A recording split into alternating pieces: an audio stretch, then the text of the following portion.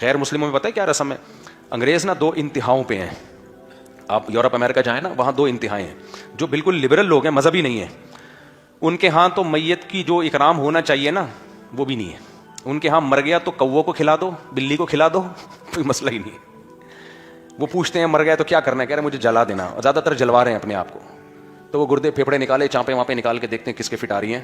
سب کچھ spare parts نکال لیا اس کے, اور اس کو اوون میں ڈالا, پکا کے راکھ بنا کے بوتل میں رکھا. چل بھائی کیا کرنا ہے, اس کو زمین میں ڈالنا ہے, پانی میں بہانا ہے, وہ آپ کی مرضی ہے. وہ تو بالکل لگتا ہے کہ انسان نہیں ہے, یہ اسپیئر پارٹ کی کوئی دکان ہے. جیسے موٹر سائیکلیں پرانی ہو جائیں تو اسپیئر پارٹ بک جاتے ہیں نا, تو بندہ پرانا ہو گیا, اس کے گردے وسیم کے لگا دو, اور جو لیور ہے وہ جمشید کو دے دو, گھٹنے کی بال کسی کے فٹ آ رہی ہے تو اس کو لگا دو. بالکل اسپیئر پارٹ کی شاپ بن چکا ہے انسان. انہوں نے تو مادہ پرست ہے نا, وہ تو موت کے بعد مانتے ہی نہیں ہیں. اور جو مذہبی لوگ ہیں, جو عیسائیت ہے وہاں, کرسچینٹی ہے یا ہندو لوگ ہیں جو مذہب پہ قائم ہیں, ان کے ہاں بندہ مر جائے نا, جو پروٹوکول دیتے ہیں وہ لوگ, ایک ایک ہفتہ تک اس کو دفناتے نہیں ہیں.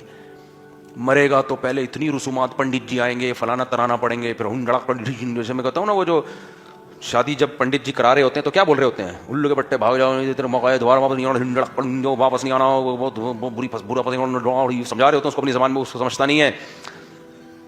تو ایسے میت پہ بھی ان کے چلتے ہیں, بڑے لمبے لمبے پروٹوکول چلتے ہیں. کسی کے مذہب کا مذاق نہیں اڑا رہا میں, خدا نخواستہ کسی کا مذاق اڑانا مقصد, تو میری انٹرٹینمنٹ کی تھوڑی سی عادت ہے نا. ہمارے مولویوں کا بھی تو میں تھوڑا بہت کر رہا ہوتا ہوں, ہمارے مولانا یہ کر رہے ہوتے ہیں تو ایسی مذاق میں کر رہا ہوں. وہ یہ نہیں کر رہے ہوتے بھائی, وہ اپنا ہی کوئی سمجھا رہے ہوتے ہیں, انسان کے بچے بن جا, پنڈت جی جو ہے نا وہ سمجھا رہے ہوتے ہیں.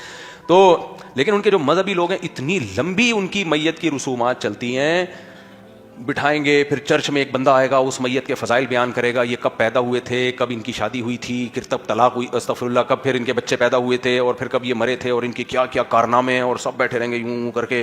اور پھر اس کو ایک ہفتے تک ان کی رسومات چلیں گی. ہفتے کے بعد جا کے بندہ دفن ہوگا.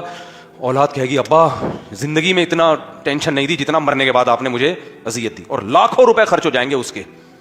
اگر وہ یہ کام نہیں کرے گا, لوگ گالیاں دیں گے, دیکھو باپ مر گیا, اس نے کچھ بھی نہیں کیا اس کے لیے, ایک عذاب میں ڈالا ہوا ہے اپنے آپ کو. اسلام نے بیلنس راستہ دیا ہے, اعتدال والا. اسلام نے ہمیں یہ بتایا بھائی میت تو ایسی بھی نہیں ہے کہ گوشت کا ٹکڑا ہے کہ پھینک دو اس کو, غسل دو, کفن دو, جنازہ پڑھو, کندھا دو اس کو, پھر زمین میں دفن کرو اس کو, کروٹ کے بل قبلہ رخ کرو, کتنی پروٹوکول, اور مٹی ڈالو, پھر اس کے لیے دعا مانگو, بس ختم. پھر پوری زندگی اس کے لیے دعائیں مانگتے رہو. ولد صالح يدعو له, رشتہ تمہارا قیامت تک ختم نہیں ہوتا, ساری زندگی دعائیں مانگ رہو اس کے لیے, صدقہ خیرات کرو.